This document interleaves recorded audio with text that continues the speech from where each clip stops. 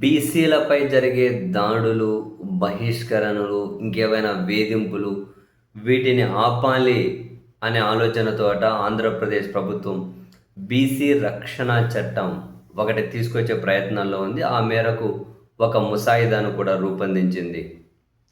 ఆ చట్టం గనుక అమల్లోకి వస్తే బీసీలపై జరిగే అన్యాయాలకు అడ్డుకట్టపడుతుంది అని ప్రభుత్వం అయితే చెబుతూ ఉంది.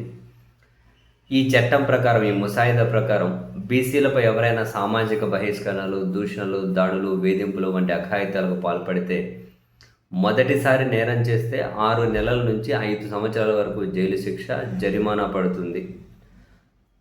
మళ్ళీ అదే నేరం చేస్తే శిక్ష మరింత పెరుగుతుందట. అంటే కనీసం 7 ఏళ్ల నుంచి 2 ఏళ్ల వరకు జైలు శిక్ష పడే అవకాశం ఉందట. న్యాయస్థానం ఈ శిక్షను ఇంకా పెంచొచ్చట. అండ్ ఈ చట్టం అమల్లోకి వస్తే ముందస్తు బెయిల్ పొందే అవకాశం ఉండదట ఈ రకమైన కేసుల్లో. ప్రస్తుతం ఈ ముసాయిదా అయితే న్యాయశాఖ సమీక్షలో ఉంది. అది అయిపోతే మంత్రివర్గం ఆమోదం పొందాలి. ఆ తర్వాత శాసనసభలో చట్టంగా మారాలి. అంటే ఇంకా కొంచెం ప్రాసెస్ మిగిలే ఉంది చాలానే. అండ్ బీసీలపై జరిగే అత్యాచార కేసుల విచారణకు ప్రతి జిల్లాలో ప్రత్యేక కోర్టులు ఏర్పాటు చేయనున్నారు. అవసరమైతే సెషన్స్ కోర్టులనే ప్రత్యేక న్యాయస్థానాలుగా నియమించే అవకాశం ఉందట. ఈ చట్టం యొక్క ముఖ్య ఉద్దేశం కేసుల పరిష్కార సమయాన్ని తగ్గించడం, ఛార్జిషీటు దాఖలు చేసినప్పటి నుండి 2 నెలల్లోనే కేసును పూర్తి చేయాలనే లక్ష్యం అట.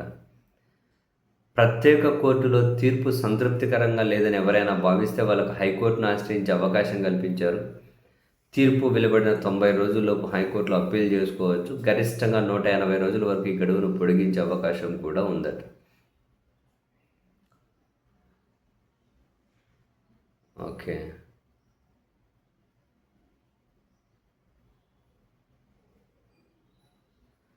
అండ్ బీసీ వ్యక్తులపై అభియోగాలు వచ్చినప్పుడు, ఏదైనా అభియోగాలు వస్తే వారికి మరణశిక్ష లేదా జీవిత ఖైదు పడే విధంగా ఎవరైనా ఉద్దేశపూర్వకంగా తప్పుడు సాక్ష్యాలను సృష్టించిన వాళ్ళకు కూడా కఠిన శిక్షలు ఉంటాయట. అలాంటి వాళ్లకు జీవిత ఖైదుతో పాటు జరిమానా కూడా విధిస్తారట.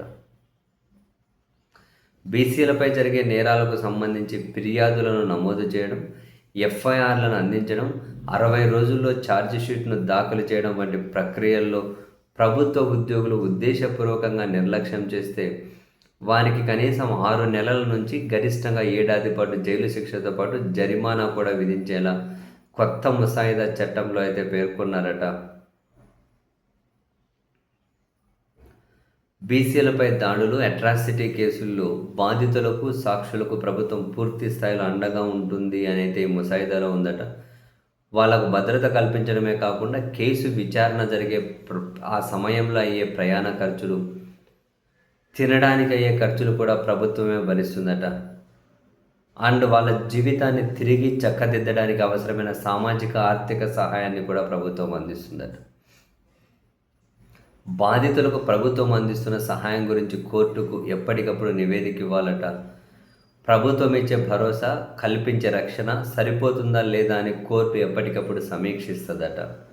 అవసరమైతే కోర్టు తగిన ఆదేశాలు కూడా జారీ చేస్తుందట. అసలు అట్రాసిటీ అంటే ఏమిటో కూడా ఆ సమాచారం వివరిస్తుందట.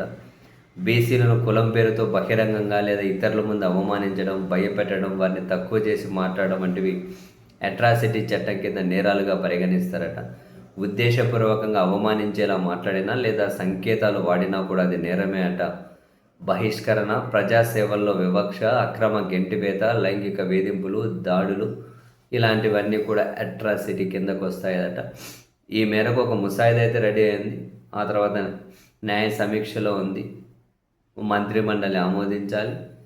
ఆ తర్వాత అసెంబ్లీలోకి రావాలి, అది చట్టం అవ్వాలి. ఈలోపు ఇంకేమైనా కనుక మార్పు చేర్పులు ఉంటాయేమో చూడాలి.